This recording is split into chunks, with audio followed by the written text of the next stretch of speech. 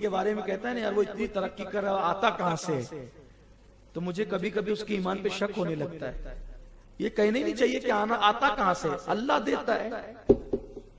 कौन देता है? अल्लाह देता है। लोग जलते हैं, आता कहां से। मुझे यहां पे एक वाकया याद आता है।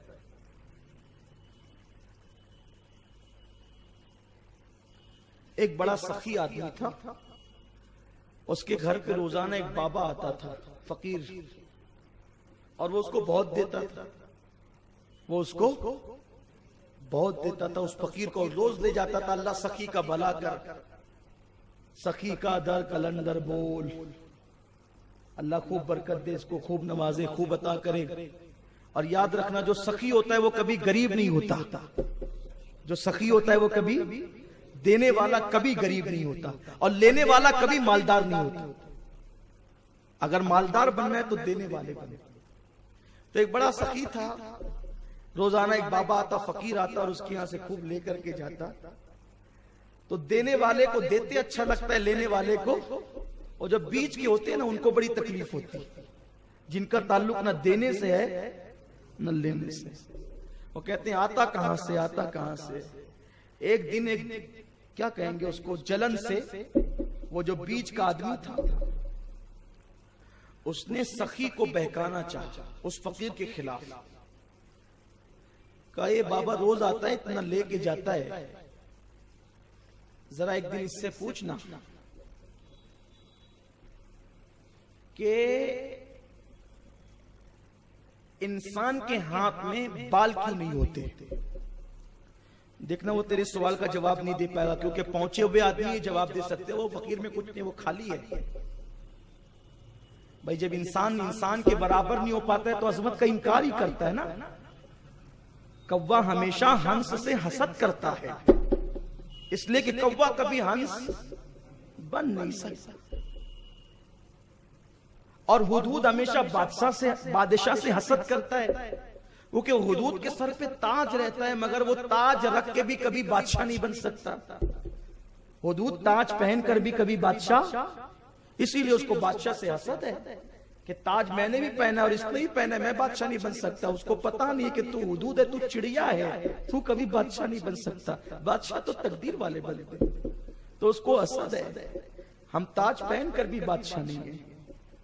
ऐसा ही होता है, जिसकी अजमत के बराबर इंसान ना हो सका उसकी अजमत का इनकार कर गया। मदीने के यहूदियों को यही हसद तो था ना, हुजूर के बराबर वो हो नहीं सकते थे, तो अजमत का इनकार कर बैठे बार-बार। तो कहा ये फकीर खाली है, इसमें कुछ है नहीं, तू देता क्यों है इसको?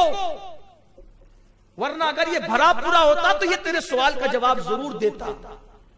और जो भरा पूरा उसको देना भी चाहिए, वो सच्चा फकीर है, दुर्वेश है। तो उसने कहा अच्छा ठीक है, कल फकीर का इम्तिहान हो जाएगा। वो फकीर आया ना, तब भीख देने से पहले उसने कहा भाई मेरे सवाल का जवाब दो कि इंसानों के हाथ पर बाल क्यों नहीं होते? इंसान के हाथ पे बाल क्यों नहीं होते?